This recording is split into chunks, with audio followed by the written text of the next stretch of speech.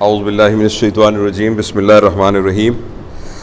میں آپ کا زیادہ وقت نہیں لوں گا، تو آج پہلی دفعہ ایسے ہے کہ اشفاق صاحب بھی موجود ہیں، کیونکہ پہلے یہ اعتکاف پہ ہوتے تھے تو اس وجہ سے ختم میں نہیں ہوتے تھے، تو ہم یہ ایسے کرتے ہوتے ہیں کہ اس کے بعد دعا مانگنے سے پہلے تھوڑا سا ایک گفتگو ہوتی ہے۔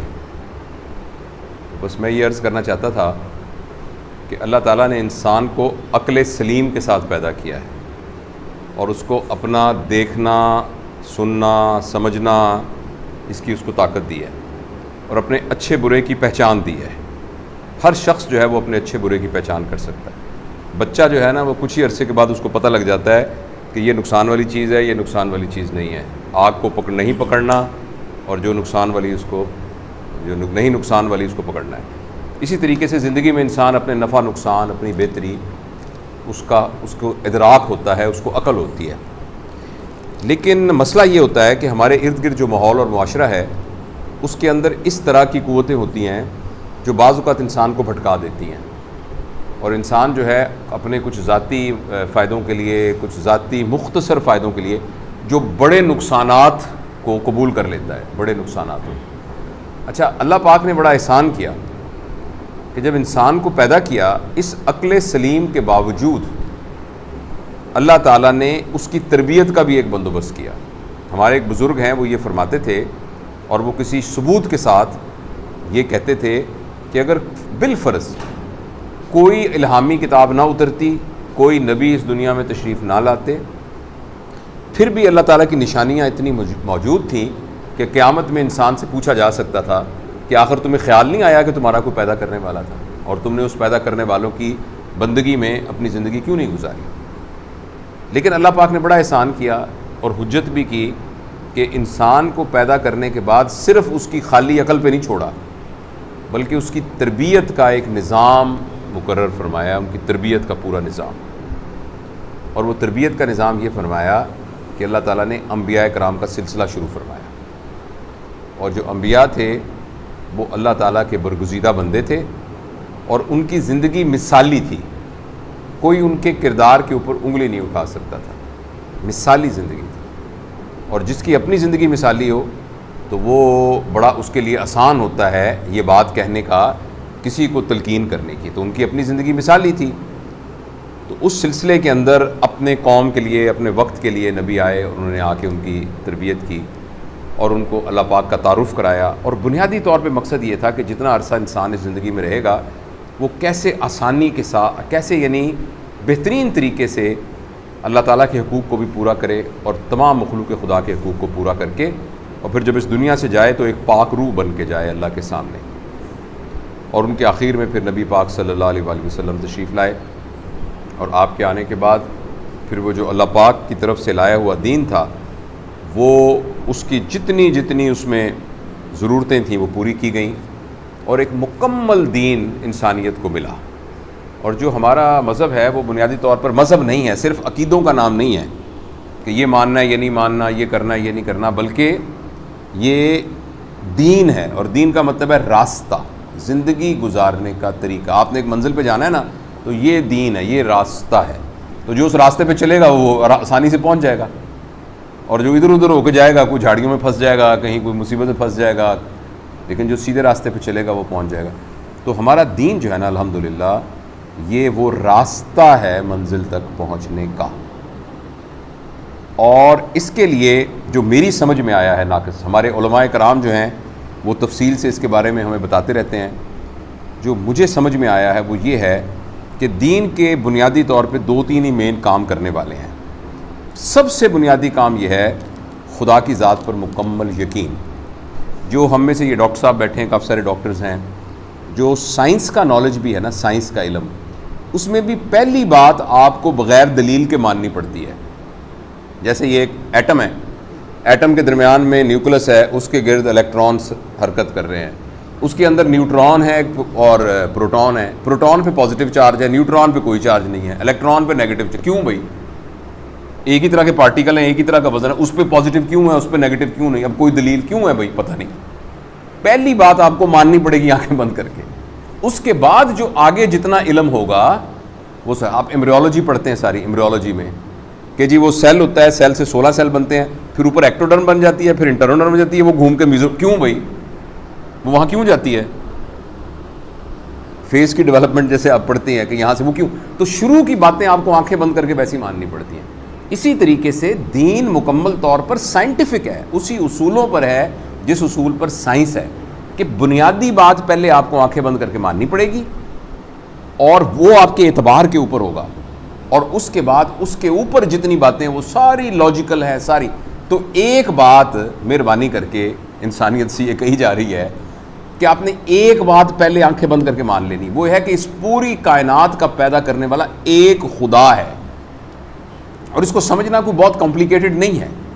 کس طریقے سے پورے آپ یہ دیکھ لیں, اس کو آپ ہوا میں رکھیں ذرا تھوڑی دیر کے لیے, رکھ سکتے ہیں؟ نیچے گر گیا, ہاں رکھ سکتے ہیں. اگر آپ اس کے اس طرف فورس لگا لیں, اس طرف فورس لگا لیں, دونوں فورسوں کو برابر کر دیں تو ہوا میں معلق ہو جائے گا. ایک ٹرین چلتی ہے جس کو میگنی ٹرین کہتے ہیں, وہ جو ہی چلنا شروع ہوتی ہے تو وہ اپنی پٹڑی سے 6 انچ اوپر ہو جاتی ہے, اور وہ ٹچ نہیں کر رہی ہوتی, اس کے نیچے خالی جگہ ہوتی ہے, لیکن وہ میگنیٹک فورس کے ذریعے اس کو اوپر اٹھا لیتے ہیں, جس سے فرکشن ختم ہو جاتی ہے اور وہ سپیڈ سے چلتی ہے. آپ حیران ہوں گے, وہ ٹرین دنیا میں جو چلتی ہے وہ پٹڑی سے جب سٹارٹ ہوتی ہے تھوڑی سی اوپر ہو جاتی ہے, بس چینج. اچھا, اب وہ فورس کے ذریعے اس کو یہاں رکھا ہوا ہوتا ہے, لہٰذا اگر آپ اس کے اوپر ایک فورس رکھ لیں, اس کے نیچے فورس رکھ لیں, اس کو بیلنس کر لیں, تو ایک وقت آ جائے گا کہ جب کہ یہ ہوا میں معلق, نہ نیچے گرے گا نہ اوپر گرے گا. آپ یقین کریں اس طرح کی کتنی بڑی فورس سے اللہ تعالیٰ نے زمین کو کائنات میں معلق کیا ہوا ہے, مریخ کو معلق کیا ہوا ہے, سورج کو معلق کیا ہوا ہے. اب امیجن تو کریں, جو ہمارا ملکی وے ہے, ملکی وے جو ہمارا کہکشاں ہے, اس کے سینٹر سے لے کر اخیر تک 1,00,000 نوری سال کا فاصلہ ہے. یعنی روشنی جو ہے وہ 1,86,000 میل فی سیکنڈ 1,86,000 میل فی سیکنڈ کے حساب سے سفر کرتی ہے. وہ بتائیں ایک گھنٹے میں کتنا سفر کرے گی, ایک دن میں کتنا سفر کرے گی, ایک سال مہینے میں کتنا سفر کرے گی, ایک سال میں کتنا سفر کرے گی, 1,00,000 سال میں کتنا سفر کرے گی. جتنا روشنی 1,86,000 میل فی گھنٹہ کے حساب سے 1,00,000 سال میں سفر کرے گی, اتنا کہکشاں کا ایک ونگ ہے. کتنی کہکشاں سوچ سے بتائیں آپ. اور اس طرح کی کروڑوں کہکشائیں اس اللہ تعالیٰ نے پیدا کی ہیں, اور اس کے اندر سارے کے سارے سیارے ستارے اس بیلنس کے ساتھ رکھے ہوئے ہیں, آستان تقویم کے ساتھ رکھے ہوئے ہیں. تو میرا مطلب ہے کہ انسان پاگل ہی ہوگا جو یہ کہے گا کہ نہیں یہ کائنات خود بخود بن گئی ہے, یہاں پہ آپ بن گئی ہے, ہمیں کوئی اتفاق ہوا تھا اس سے بن گئی ہے. تو پہلی بات تو سمجھنے کی یہ ہے کہ اس کائنات کا پیدا کرنے والا ایک خدا ہے, ایک اس کو آپ کوئی نام دے دیں. دیکھیں نا, کوئی مذہب والا اس کو ایشور کہے گا, کوئی اس کو پرماتما کہے گا, کوئی جیسس کہے گا, کوئی کچھ کہے, وہ اپنے ایک کلچرل اور اس کے بنیاد کے اوپر ہے.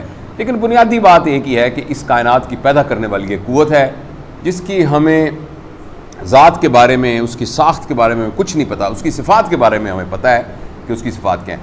تو بس یہ پہلا ہے کہ ہم سارے کے سارے اپنی زندگی اس خیال کے ساتھ گزاریں کہ ہمارا ایک پیدا کرنے والا خدا ہے. 24 آور ہمارے ذہن کے اندر اس بات کا احساس رہے کہ ہمارا ایک پیدا کرنے والا خدا ہے, اور وہ ہمیں دیکھ رہا ہے, وہ ہمیں سن رہا ہے, اس کو پتہ ہے ہم کیا کر رہے ہیں.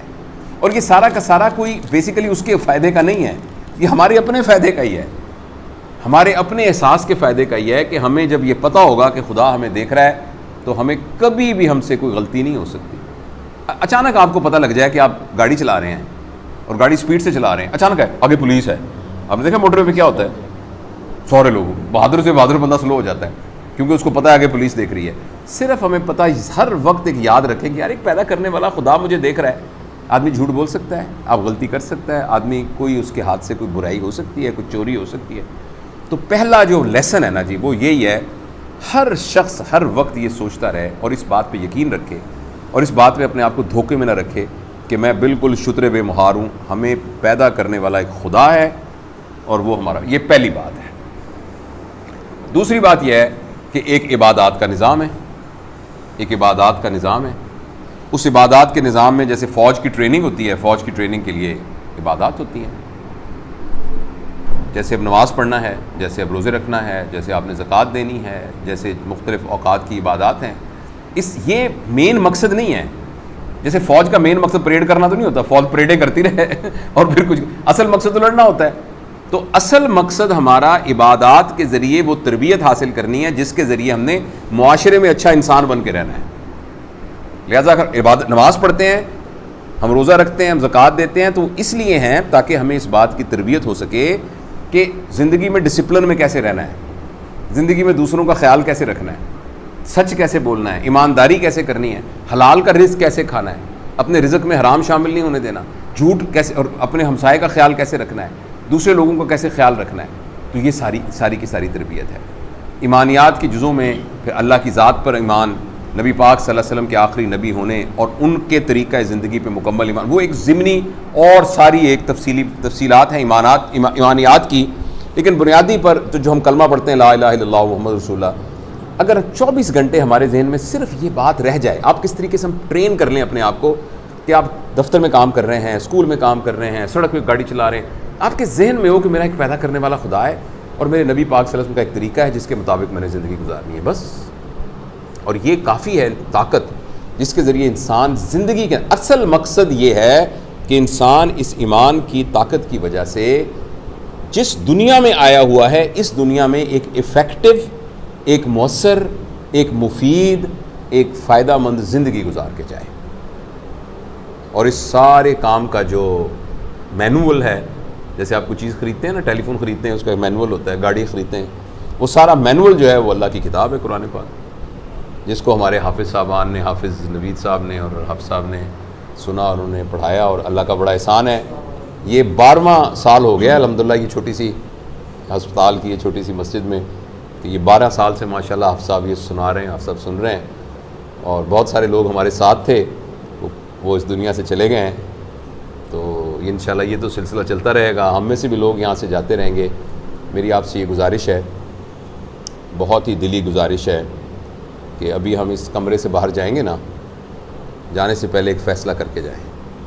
اور یہ رمضان شریف کا مہینہ ہے اور آخری عشرے کی راتیں ہیں، طاق رات ہے. اس وقت جو ہے نا دل سے نکلی ہوئی بات، دل نرم ہوتا ہے، لوہا نرم ہوتا ہے نا تو مڑ جاتا ہے فٹافٹ. تو یہ سارا مزاج، ماحول، مسجد کا ماحول ہے، سب باوضو بیٹھے ہوئے ہیں، لوہا گرم ہے بالکل اس وقت. تو صرف سننے کی حد تک نہیں، اس کمرے سے جاتے ہوئے نا تھوڑا سا فیصلہ کر کے جائیں. اور فیصلہ یہ کر کے جائیں کہ جتنی زندگی بچ گئی ہے اس زندگی میں ہم اللہ تعالیٰ کے خیال، اللہ تعالیٰ کے استحضار اور نبی پاک صلی اللہ علیہ وسلم کے طریقے کو ذہن میں رکھتے ہوئے زندگی گزاریں گے. اور جب بھی میں کوئی کام کرنے لگوں گا، کوئی بھی کام، روٹی کھانے لگا ہوں، پانی پینے لگا ہوں، حتیٰ کہ بیت الخلاء میں جانے لگا ہوں، حتیٰ کہ کوئی بھی دفتر کا کام، میں اس بات کو ذہن میں ضرور رکھوں گا کہ میرا پیدا کرنے والا خدا مجھے دیکھ رہا ہے. بس تھوڑی دیر کے لیے اس کی مشق کریں، تھوڑی دیر کے لیے مشق کریں، پریکٹس کر کے کہ خدا مجھے دیکھ رہا ہے. خدا، آپ دیکھیے گا آپ کی زندگی میں انقلاب آ جائے گا. آپ کی زندگی ایسی ہو جائے گی جیسے آپ کو اپنے آپ سے خوشبو آنی شروع ہو جائے گی. جن لوگوں کو یہ تجربہ ہوا ہے وہ بتاتے ہیں کہ جس وقت خدا تعالیٰ کی ذات کا آپ کو احساس رہے ہر وقت، ایک پیدا کرنے والا مجھے خدا دیکھ رہا ہے، تو آپ کی زندگی سے خوشبوئیں نکلنی، آپ کو خود خوشبو آنی شروع ہو جاتی ہے. خوشبو سے مراد یہ کہ آپ کے اندر اتنی نورانیت آ جاتی ہے، آپ کے اندر اتنی روحانیت آ جاتی ہے، اور ڈائریکٹ جو ہے نا آپ کا ایک تعلق بن جاتا ہے پیدا کرنے والے خدا اور اس کی ساری طاقتوں کے ساتھ. اور کام اتنا مشکل نہیں ہے، کام صرف یہ کہ آپ نے یاد رکھنا ہے، ہم نے اور میں نے اور آپ نے یاد رکھنا ہے کہ یار ایک ہمارا پیدا کرنے والا خدا ہے. بس اللہ تعالیٰ ہمیں عمل کی توفیق نصیب فرمائے.